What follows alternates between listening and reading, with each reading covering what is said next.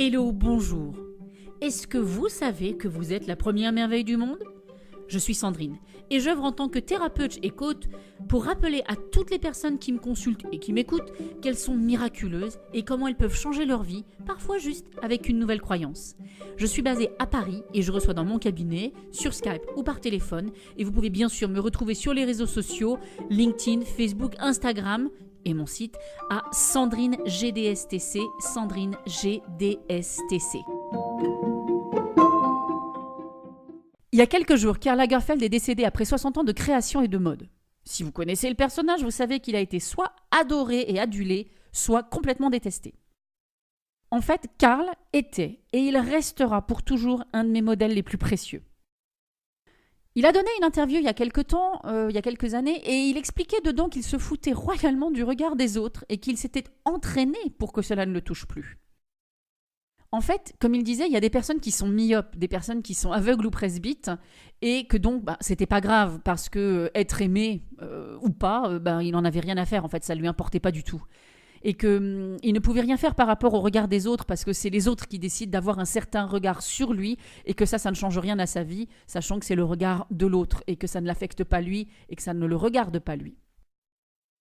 Et quand on regarde, en fait, quand on observe son attitude dans la vie, il nous prouve qu'en se moquant de ce que pensent les autres, tout en écoutant ses aspirations profondes, nous pouvons avoir du succès ou tout au moins du respect de soi. Dans ma pratique, dans mon cabinet, il y a beaucoup d'hommes et de femmes qui viennent avec des problèmes de dépendance affective.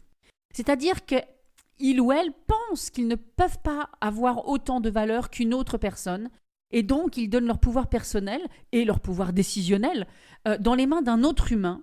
Bien évidemment, comme vous pouvez imaginer, quand on fait ça, ça engendre des choix relationnels, qu'ils soient personnels ou professionnels, malheureux et qui ont très souvent des conséquences fort désagréables ou voire même dangereuses. Car, imaginez ça, c'est comme si ces personnes donnaient le volant de leur voiture au conducteur de la voiture d'à côté. Ça risque de bugger un peu. Donc, grâce à Karl, l'enseignement ici, c'est de comprendre que si je me prends au sérieux avec mes désirs et mes préférences et que je me fais passer en premier, c'est le meilleur moyen de me faire respecter par moi-même déjà et par les autres.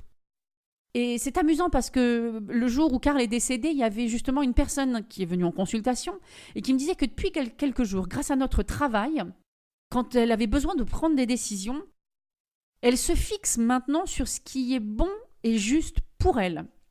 Et elle trouvait inquiétant, interpellant, que ça amenait un tiraillement physiologique. Elle sentait qu'au moment où elle décidait « Ok, je vais faire ça, c'est pour moi, c'est bon pour moi », à l'intérieur d'elle, ça tirait. Il y avait vraiment un tiraillement physique, en fait.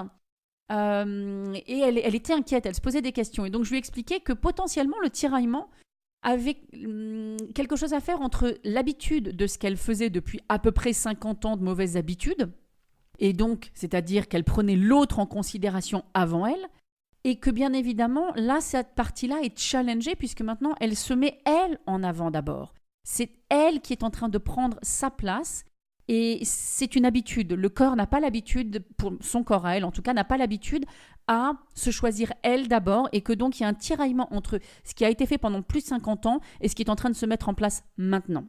Donc pour elle, c'était physiquement désagréable, voire douloureux, et nous avons regardé comment la soutenir pendant ces moments douloureux, parce que justement ça l'inquiétait, et 1, pour faire passer la douleur, 2, pour la rassurer. Donc merci Karl, merci d'avoir montré sur grand écran cette philosophie de prendre soin de soi d'abord, de se prendre soi en considération en premier, et parce que moi j'essaye dans ma vie personnelle de suivre au mieux cette philosophie, de la mettre en place et de la partager avec mes clients, parce que trop de personnes souffrent du regard de leurs proches, un regard qui est souvent désapprobateur, désagréable, voire même sadique par moments ou méchant, et quand on revient à soi, à ce moment-là, on peut régler ça. Donc je vous souhaite de carrelez bien, et bien évidemment, si vous avez des soucis, que vous n'arrivez pas, que vous ne savez pas comment faire, venez que je vous apprenne à carreler bien pour pouvoir être tranquille avec vous-même. Sur ce, je vous souhaite une bonne journée et au prochain podcast. Ciao, ciao. Vous voulez aller plus loin ? Ou vous avez des questions sur ce sujet ou d'autres choses qui vous tiennent à cœur ? Vous pouvez me contacter sur LinkedIn, Facebook, Instagram ou sur mon site internet. Sandrine GDSTC blog.com si c'est pour le site, ou par téléphone au 06 31 07 89 78. Je vous dis à bientôt. Ciao.